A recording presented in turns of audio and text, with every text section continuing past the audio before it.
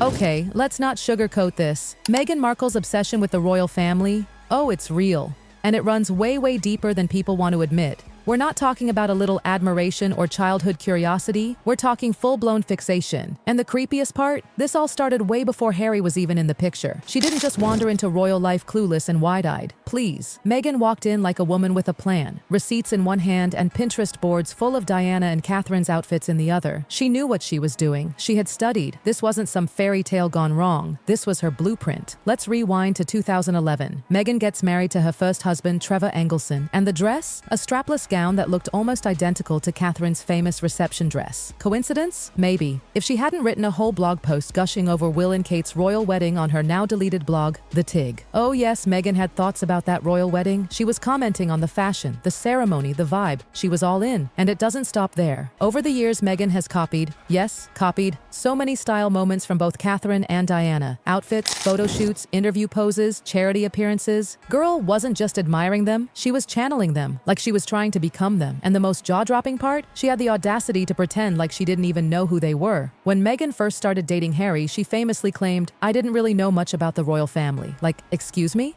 The same woman who had literal photos taken outside Buckingham Palace? The same woman whose friends said she used to obsess over Diana? Make it make sense. This wasn't some humble American actress walking into royal life blind. Meghan knew exactly what she was stepping into. She didn't just marry Harry, she married into a legacy she'd been eyeing for years. And Harry? Poor guy. He thought he found someone who loved him for him. Someone who didn't care about the palace, the paparazzi, the prestige. But the signs were there. He just didn't want to see them. Let's talk about the image. Because Meghan has carefully, painfully, crafted a brand that echoes Diana at every turn. The fashion, the interviews, the charity work, even the tragic "I've been silenced" storyline. But here's the kicker.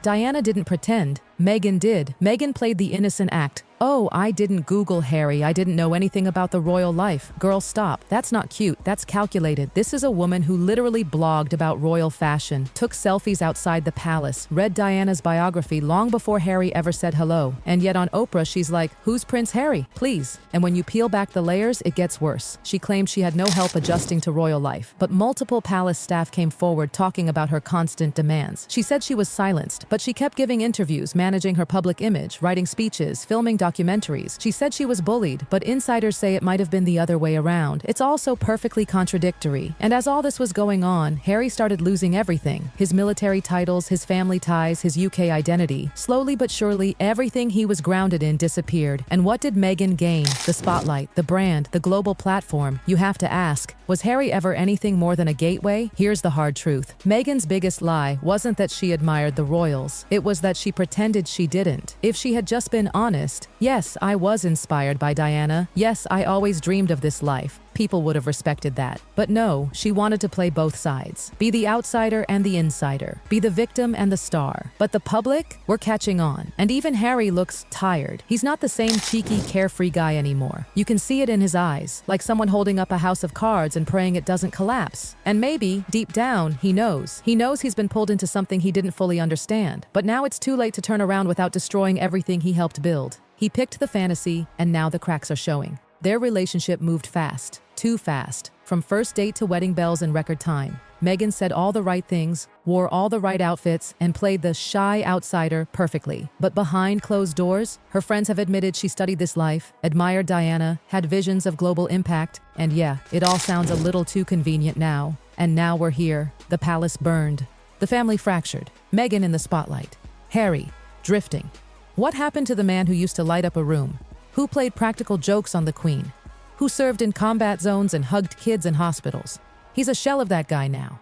Distant, defensive, scripted, like he's constantly performing in the play Meghan wrote. She's cut off her dad, ditched her siblings, ghosted old friends. The only ones left are the ones who fit the storyline.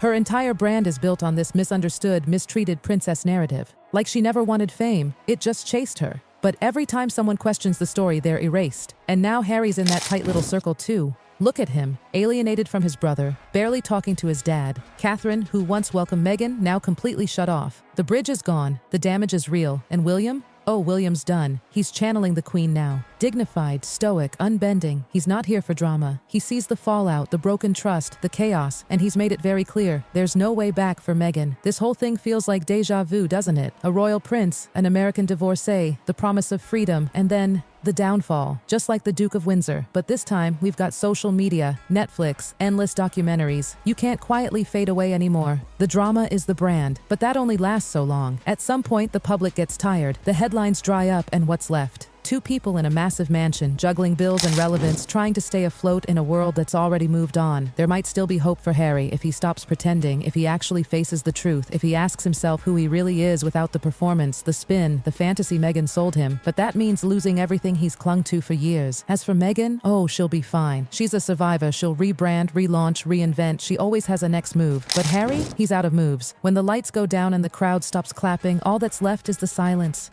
And that silence? It's loud, because underneath it all there's a man who lost himself. Not because he loved too deeply, but because he believed love would save him from everything he didn't want to face. And in the end, it just left him lonelier than ever. And now, the illusion is crumbling, bit by bit. Meghan built this perfect facade, the girl next door who accidentally became royalty, the woman who didn't chase power but somehow woke up with a title, a tiara, and a global platform. But you can only wear a mask for so long. People are asking questions now. The media isn't so enchanted anymore. The sympathy, it's fading. Not because people are cruel, but because they feel played. They supported her, defended her, believed her. But the story keeps changing. The timelines don't line up. The receipts keep surfacing. And you know what's sad? This could have been a real love story, a fairy tale. If it was honest, if it was built on truth, Meghan could have said, yes, I looked up to Diana. Yes, I always dreamed of something bigger. And Harry could have said, I fell in love with a woman who shares my mother's heart. People would have swooned, rooted for them. But instead, they gave us a script, a performance, a beautifully curated Netflix version of reality. And now, Harry's stuck, torn between the family he left and the future he's unsure of. He's got money, deals, cameras, but does he have peace, real love, a sense of self? That's the question that haunts every expression on his face these days. Because when you strip away the press, the drama, the palace intrigue, this is the story of a man who wanted to escape his pain, who thought he found a partner to heal with, and maybe for a while he did. But now he's living in someone else's dream, not his own. And maybe, just maybe, it's time he woke up. But here's what really breaks your heart. This didn't have to end like this. Harry wasn't just a royal. He was the royal people loved most. The rebellious prince with charm, the soldier with heart, the one who made the monarchy feel normal, human. For years, he was the spark, the wild card, the one who laughed loudest and hugged hardest. And now, he looks like a man just trying to get through the day, lost behind his wife's carefully built empire of brand deals and spotlight moments. It's not just what he lost, it's how fast it all slipped away. His connection with William, gone. His laughter with the Queen, gone. His brothers in arms from the military, silenced. His whole identity as a British prince, blurred. And Meghan, she's still steering the ship, still calling the shots, still shaping the story. People always say love can blind you, but this wasn't just love. This was strategy, timing, positioning. It was never about stepping into Harry's world. It was about remaking it. And now Harry stands at a crossroads. Does he keep clinging to the dream Meghan sold him? Or does he finally break free and remember who he really is? Because here's the truth no one around him will say out loud. The Harry people loved is fading. And if he waits too long, there might be nothing left to save. Meghan will move on, like she always does. She'll thrive. She'll rebrand. But Harry? He has to face the silence, the loss, the isolation. And the worst part? He'll have to do it alone. Because when the curtain falls and the cameras stop rolling, fairy tales end and reality begins. And this isn't a love story. It's a royal tragedy in slow motion. Tragedy